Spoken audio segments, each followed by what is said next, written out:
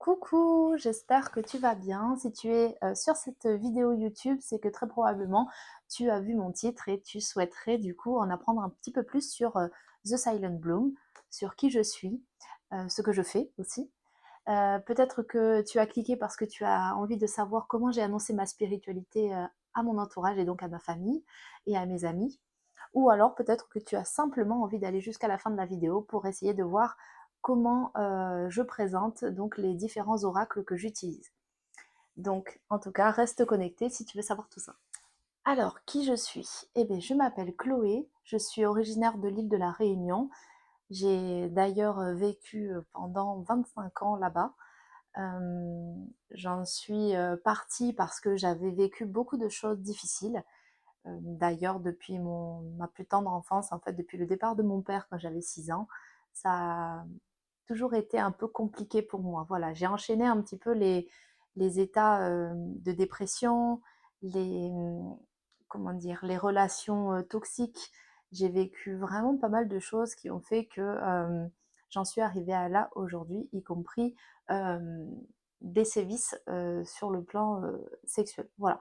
Alors je vous l'annonce tout de suite, j'ai pas de tabou, voilà, donc on peut parler de tout. Je réponds à toutes les questions. Je laisserai néanmoins de côté, on va dire, mon conjoint et ma fille, parce que j'ai un conjoint et une petite fille de 2 ans et demi, mais je ne les mettrai jamais sur la vidéo. Voilà. Donc, par respect, voilà, pour leur personne, et puis parce qu'ils n'ont pas envie, voilà, ma fille, je ne veux pas, mais mon conjoint, je sais que c'est pas forcément son truc. Donc, j'ai bientôt 30 ans et j'ai décidé, en fait, de vivre de mon activité il y a peu de temps, mon activité, du coup, dans le domaine du développement personnel. Donc vous l'aurez compris, j'ai créé The Silent Bloom. Alors, qu'est-ce que c'est? C'est un site internet à la base que j'avais créé, donc un blog sur lequel j'avais voulu partager un petit peu des idées, ce qui a fait que j'ai pu m'en sortir jusqu'à présent et les raisons pour lesquelles j'ai décidé du coup de changer de voie professionnelle. J'y partage aussi du coup des astuces pour aller mieux, pour se transformer sa vie et transformer aussi sa manière de penser pour essayer d'atteindre justement cet état de libération en fait émotionnelle. Alors, il faut savoir que quand j'ai créé ce blog, en fait, en parallèle, j'ai aussi créé un compte Instagram sur lequel je suis vraiment très très active. Donc, si vous voulez me suivre, ça sera davantage sur Instagram si vous voulez du contenu quotidien. Après, voilà, je vais faire régulièrement des posts sur YouTube, donc à raison de un par semaine. Je vais essayer quand même de m'y tenir. Si jamais je m'y tiens pas, ne m'en voulez pas parce que bon, j'ai une petite et des fois c'est pas tout à fait simple. Voilà. Donc il n'empêche que je vais essayer de vous partager le maximum de choses du coup sur ce compte YouTube. Donc pour en revenir au compte Instagram, j'y suis vraiment très très active et quand je l'ai créé, en fait, j'avais vraiment, j'ai commencé du début donc j'avais vraiment zéro abonné quoi. Et aujourd'hui, j'en suis à 110 à peu près. Donc c'est un compte Instagram que j'ai créé toujours dans ce même but, c'est pour tenter du coup d'aider les femmes, je cible principalement les femmes hypersensibles, qui souhaitent du coup se transformer et devenir actrices de leur propre vie. Voilà, je sais qu'aujourd'hui, nous les femmes, nous sommes... voilà, il n'y a pas de féminisme ou quoi que ce soit, hein. Je dis simplement que nous les femmes, on a souvent tendance à se sentir moins capable peut-être que les hommes. Certaines femmes me donneront tort et je suis bien d'accord parce que ce n'est vraiment qu'un ressenti. Et c'est le ressenti en fait malheureux que la société nous donne parce que parfois, et selon certains métiers, nous sommes moins payés que certains hommes et pour le même, finalement, le même échelon. Voilà. Donc c'est quelque chose pour lequel moi je suis effectivement pas d'accord. Ce point de vue, moi voilà, je le rebute complètement. Je pense vraiment que chaque être humain, quel qu'il soit, quel que soit son genre, a le droit en fait à l'épanouissement. Donc même si vous êtes une femme, finalement, eh bien, vous avez tout autant la capacité en fait de vous élever et d'atteindre cet état en fait de pleine conscience. Voilà, qui pourra vous apporter du coup ce bonheur absolu et surtout cette manifestation de vos désirs. Vous pouvez en réalité tout manifester, il suffit simplement d'y croire et de travailler du coup pour ça. Voilà. Donc comme je vous le disais, je vais parler un petit peu de mon parcours et du pourquoi j'ai décidé donc de créer The Silent Bloom. C'est parce que j'avais vécu donc pas mal de choses négatives dans mon enfance, dans mon adolescence et même au début de ma vie professionnelle. Euh, donc, ces éléments, en fait, ces traumatismes que j'ai vécus m'ont poussé à trouver, donc pendant 9 ans, j'ai tâtonné, en fait, j'ai cherché vraiment énormément de techniques, de solutions, de psychologues, de psychothérapeutes pour qu'en fait, ils m'aident tout simplement à aller de l'avant et à résoudre en fait ces traumatismes que j'avais, à les éliminer, à les oublier, je ne sais pas. Voilà, j'étais même prête à tester l'hypnose pour justement oublier en fait cette partie de mon passé qui me provoquait en fait des schémas limitants, me donnait des pensées en fait erronées sur ma réalité.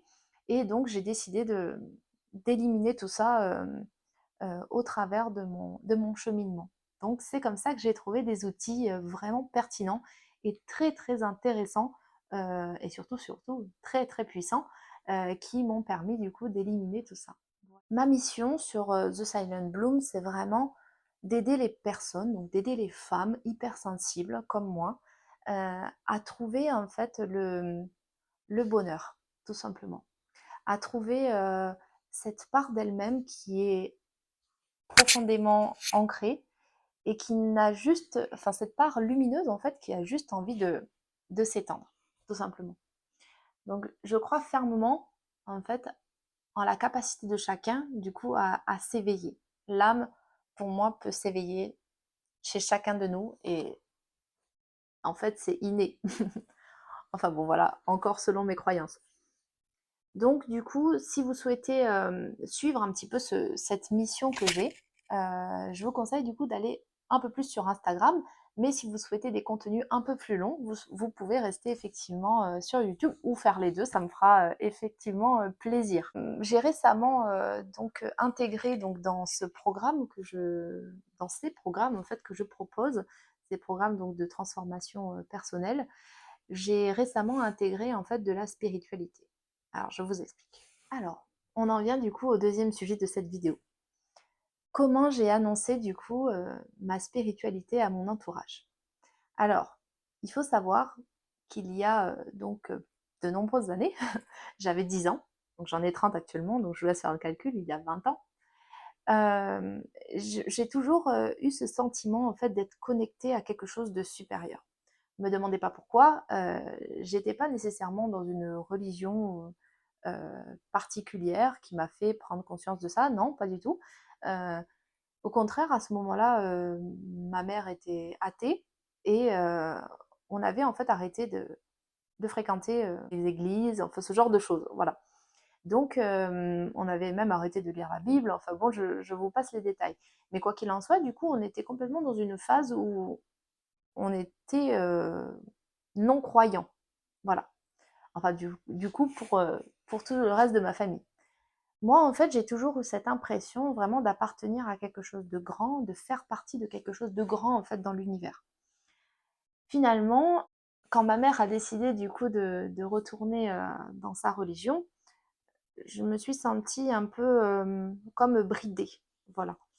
Alors, je ne noterai à aucun moment de quel type de religion il s'agit parce que j'ai pas envie d'entrer dans ce débat et je respecte pardon, tout type de religion. Mais quoi qu'il en soit, je me sentais un peu bridée.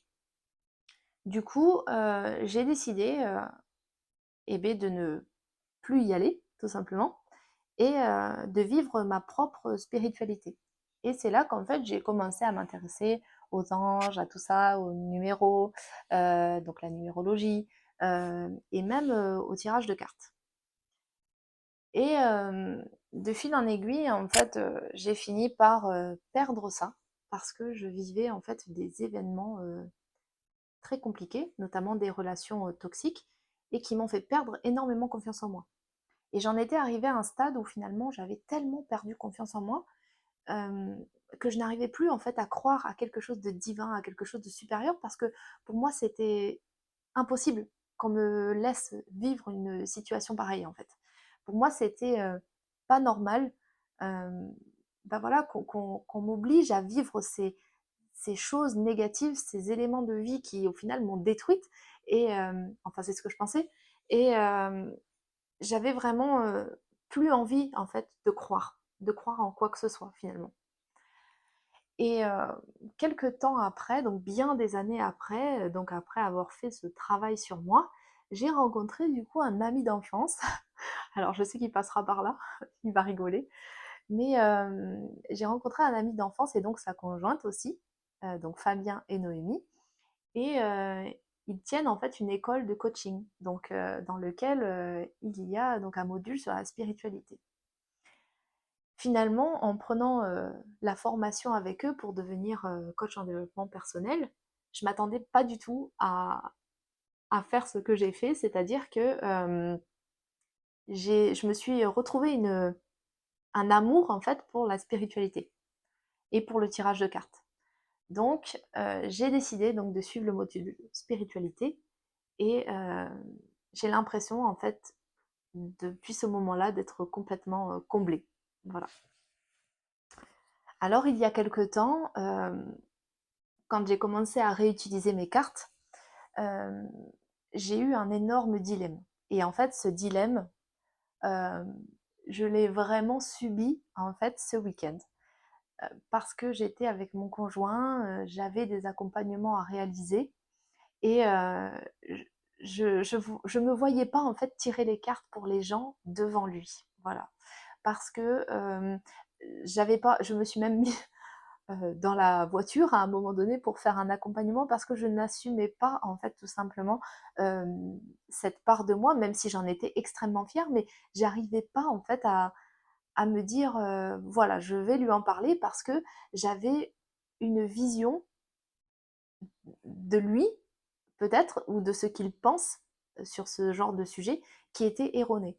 Voilà. Donc moi je pensais vraiment qu'il allait peut-être se moquer de moi ou même penser que c'était quelque chose de voilà, de pas intéressant, de futile ou, euh, ou peut-être voilà, un peu comme si j'avais la tête dans la lune et que j'étais trop rêveuse. Et tout ça, je l'avais pensé parce que je sais qu'il est très cartésien. Voilà. Pas parce qu'il a l'habitude de se moquer de moi, non, mais simplement parce que c'est quelqu'un de très cartésien. Et donc j'avais refoulé en fait ce désir de lui en parler. Et finalement, ça m'a énormément blessée. Je me suis rendu compte que ça avait créé des tensions chez nous, dans notre couple, dans notre relation. Euh, je ressentais tellement en fait de frustration à l'idée de, ben voilà, de ne pas partager cette part de moi, de ne pas être entière finalement avec lui, que finalement j'avais créé moi-même un fossé en fait entre nous. Voilà. Et ce fossé, finalement, je me suis demandé s'il en valait la peine.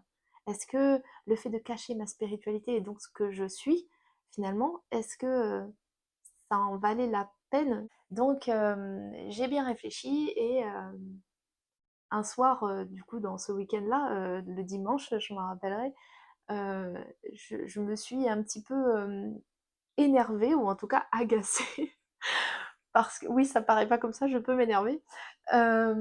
Et un soir, en fait, il est entré dans la chambre pendant que je réalisais un tirage pour une cliente.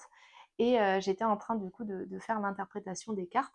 Et j'étais vraiment, vraiment très gênée. J'avais l'impression d'avoir été bloquée dans mon flux d'intuition. Et je me suis sentie comme ça parce que j'avais pas encore annoncé à mon conjoint que j'étais quelqu'un qui tirait les cartes, tout simplement. Et que la spiritualité, c'était important pour moi. Donc, finalement, il est rentré dans la chambre et c'était juste pour me faire un câlin. Mais c'était mignon en plus, mais je me suis braquée. Voilà. Et lui, bah, forcément, il n'a pas compris, donc il s'est éloigné, il est reparti dans le salon. Voilà. Et je me suis sentie vraiment très très mal. Je me suis demandé pourquoi est-ce que j'avais réagi comme ça. Je me suis dit que c'était pas correct finalement parce que il avait rien demandé et il était venu en paix et moi je l'avais repoussé. Donc j'ai bien réfléchi et ce soir-là, euh, je savais pas. Je savais pertinemment que je n'arriverais pas à le lui dire de vive voix, mais je me suis dit que je pouvais pas non plus ne pas le lui dire. Alors je lui ai envoyé un message alors qu'il était dans la pièce d'à côté. Alors je lui ai dit tout simplement que je regrettais en fait la manière dont je lui avais parlé, la manière dont je l'avais accueilli finalement ce soir-là, et que je regrettais aussi de ne pas lui avoir ouvert toutes les parts de mon être, et que je souhaitais lui annoncer du coup que je tirais les cartes et que j'étais un peu une sorcière, quoi. On va pas se mentir. Euh, et finalement, je lui ai dit donc à la fin de mon message que je l'aimais et que j'espérais que cette preuve d'amour, du coup, lui prouverait que, bah voilà, il n'est pas quelqu'un d'ordinaire. Pour moi, c'est vraiment quelqu'un qui compte à mes yeux, et c'est pour ça que j'ai eu tant de difficultés en fait à le lui annoncer. J'avais peur en fait de le perdre. Et sa réaction a été trop mignonne. Alors, du coup, le lendemain, j'avais pas de nouvelles. Le lendemain matin, j'ai attendu. Je me suis dit, bon, tu vas pas lui envoyer de message parce que bon, on sait jamais, laisse peut-être le sujet prendre ses marques. Essaye peut-être de lui laisser le temps d'encaisser la nouvelle, je sais pas. Et donc je me suis posé 20 000 questions. Donc je continue à poster sur les réseaux. Il faut savoir que mon conjoint aurait pu se douter de quelque chose, mais il n'a pas Instagram, donc clairement il n'aurait pas pu deviner. Et puis c'est vrai que jusqu'à présent je postais pas vraiment des trucs en lien avec la spiritualité, plus sur le développement personnel. Donc forcément, bon bah il pouvait pas trop s'en douter, à moins que ses amis lui en parlent, puisqu'ils sont également sur, ils me suivent également sur Instagram. Enfin bon bref, je vous laisse imaginer le sketch. Donc finalement, j'ai décidé d'attendre, et quand il est rentré du travail, aux alentours de, je sais pas, 17h, 18h, il me dit, avec un grand sourire, il me dit, alors, comme ça, tu tires les cartes. Enfin bon bref, c'était tellement drôle, et il m'a choquée en fait parce que j'étais en train de faire à manger, et je me suis dit mais oui, effectivement, et puis je suis devenue rouge écarlate, hein, vraiment une tomate. Et il m'a dit: «Non mais pourquoi t'avais peur que je réagisse mal?» Et je lui ai dit: «Bah tout simplement parce que je sais que tu es très très cartésien, et que c'est quelque chose qui peut-être te rebute, quoi, tout simplement.» Et il m'a dit, mais tu sais, voilà, ça fait partie de toi, et en gros, ben, t'es ce que tu es. Et il m'a dit, je sais que t'es un peu, voilà, un peu dans la lune, et que t'aimes bien ce genre de truc, le développement personnel, ça t'intéresse. Et moi, tout ce qui, en fait, tout ce qui t'anime, bah, en fait, ça me va, quoi. J'ai trouvé ça tellement mignon parce que venant de lui qui est très terre à terre, en fait, je me suis dit waouh, en fait, je me suis fait une montagne, alors qu'en réalité, il a accueilli la nouvelle comme voilà, à bras ouverts, quoi. Voilà. Donc je dis pas qu'il est complètement en accord avec, mais en tout cas, il a fait l'effort en fait de bien recevoir la nouvelle, et ça m'a fait vraiment chaud au cœur. Pour le reste de ma famille, je dois vous avouer que après que mon conjoint a été mis au courant, et ben en fait, j'ai tout simplement posté sur les réseaux un tirage de cartes, voilà, vraiment au culot, quoi. La fille, elle fait rien à moitié, c'est tout ou rien. Et finalement, du coup, j'ai posté un tirage de cartes sur les réseaux, et je me suis dit, eh ben voilà, advienne que pourra, et ils comprendront bien, quand même, c'était quand même clair. Et du coup, dans mes stories, j'ai quand même expliqué que voilà, je tirais les cartes, etc., etc. Et finalement, je n'ai eu, pardon, aucune réaction, que ce soit mauvaise ou positive. Alors peut-être que les gens ont mal pris la nouvelle, je sais pas, mais en tout cas, ils ne m'en ont pas parlé. Et finalement, j'ai beaucoup d'amis qui sont venus me dire, ben voilà, que ça m'allait bien finalement, qu'ils l'avaient senti parce que ça matchait convenablement en fait, et parfaitement avec ma personnalité, que j'étais quelqu'un de très dévoué aux autres, et de par mon métier déjà, et puis même dans ma personnalité, et ce qui fait que bah voilà, ça ne les avait même pas choqués, voilà, tout simplement. Il y en a même qui m'ont demandé du coup des accompagnements et des tirages.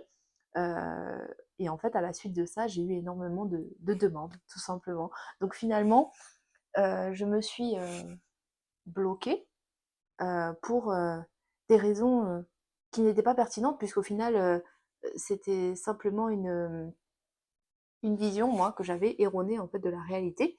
Et je me suis rendu compte que ben, je m'étais mis moi-même des freins. Voilà. Les freins, ils n'étaient pas là finalement. C'est moi qui me les suis mis toute seule, comme une grande. Donc tout ça pour vous dire quoi? C'est que vivez vos rêves en fait. N'attendez pas des autres.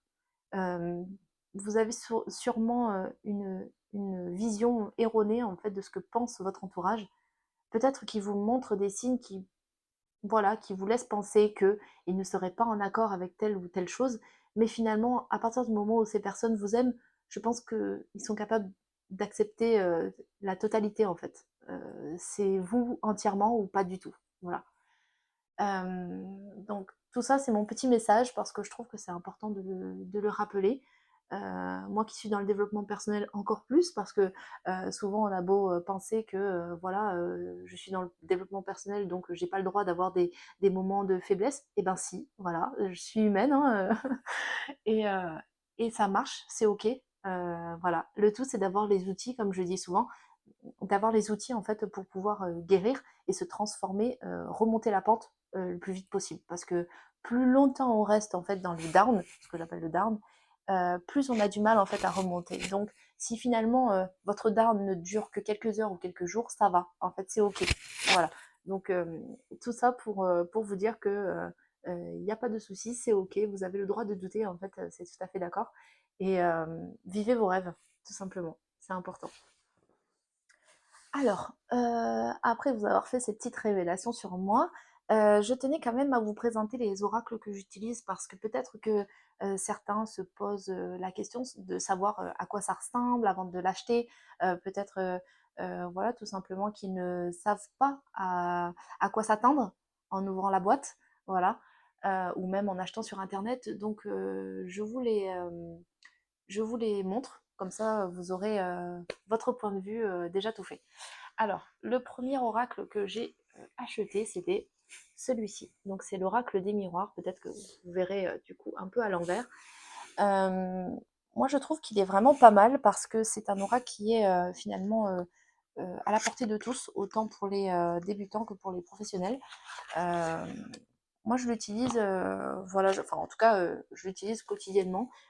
C'est celui que je trouve le plus joli pour le moment, euh, sur le plan vraiment esthétique et surtout le plus, le plus fourni en fait dans les symboles.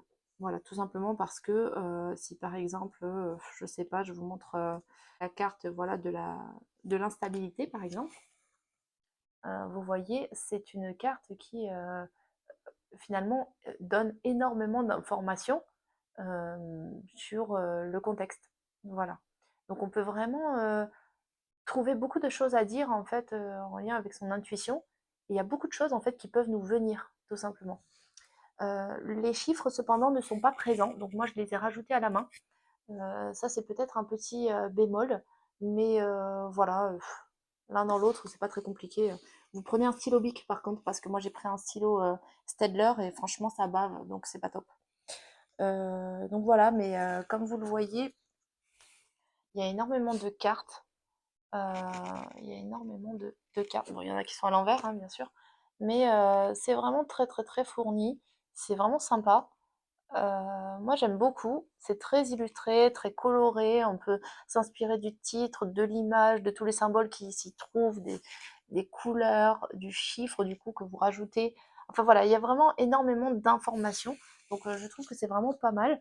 Alors pour la petite information, il est fourni du coup dans sa boîte, avec le petit livret, comme ça.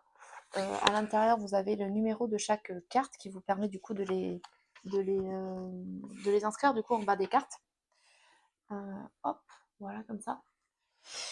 Et il y a du coup à l'intérieur 53 cartes.